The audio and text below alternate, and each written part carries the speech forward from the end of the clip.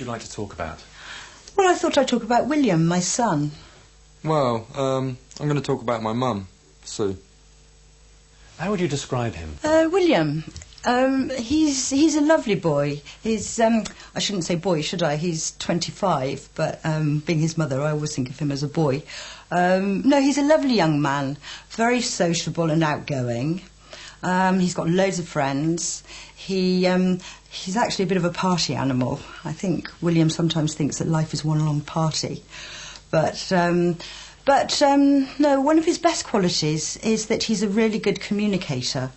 He was born in France, brought up bilingual, and I think this has helped him find it easier to communicate in all sorts of different situations, and indeed in different countries. We recently went to Argentina. He doesn't speak Spanish, but he picked it up really quickly. And I'd say that's one of his best qualities. He's a very good communicator. Apart from that, he's a bit lazy. And how would you describe yourself? Well, I think I've inherited certain traits of my mum, like, you know, being sociable and stuff like that. I never had a real job, but if I did have one, I'm sure I'd be, you know, similar to my mum in that respect, hard-working, and I'd like to think professional too. How would you describe your mum?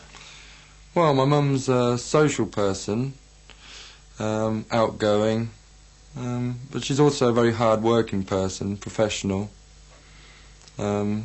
She's a sort of person you'd like to have at a party, sort of very buoyant personality. And how would you describe yourself? Well, I'm a teacher, so I've got all the characteristics of teachers. I'm bossy, hard-working, and I'm also the eldest of 4 children, so I think the sort of bossy thing comes from there as well. I'm very sociable. I really enjoy the company of my friends, and I like meeting new people. Having said that, I do actually really need time on my own too. I'm pretty domesticated, although having said that, I can't cook. Yeah, I think I'm probably a bit nervy, actually, on the downside. But perhaps that goes with being quite creative as well. Has your son got any annoying habits? Oh, yeah, I'm sure he has. Plenty. Well, we don't actually live together anymore, so probably his annoying habits are less annoying now. But let me see. Yes, I do find it annoying when he smokes in the car, because I'm an ex-smoker, and I don't know if you know, but ex-smokers are worse than non-smokers. He has probably inherited, I have to say, a taste for expensive clothes from me. But the reason why I find that rather irritating is that because I have to pay for them. So he snores. But that doesn't bother me because I don't live in the same house as him anymore. Do you think you have any annoying habits? Well, I suppose my most annoying habit would be playing my music loud. That doesn't really affect my mum anymore because we don't live together.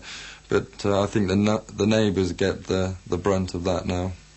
Has your mum got any annoying habits?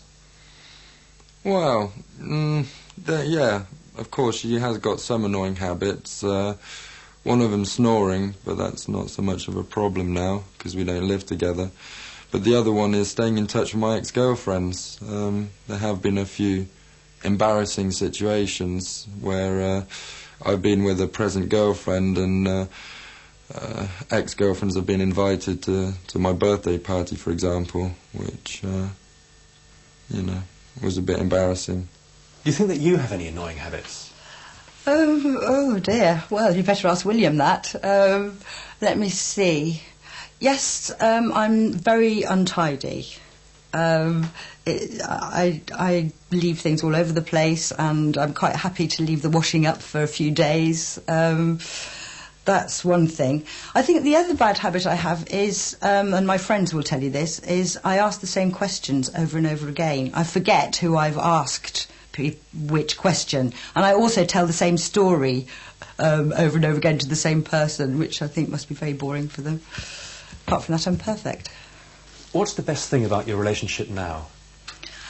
There are lots of good things about our relationship now. William's grown up, he's 25, and we don't live together anymore. So we're more like friends than mother and son, really. When we see one another, we have the same interests, we've got some of the same friends, we like doing the same things, and it's really special. Well, since Mum and I don't live together anymore, I think our relationship has blossomed. It's great, you know, we're like good friends instead of being, you know, like a normal mother-son relationship. So we get on really well.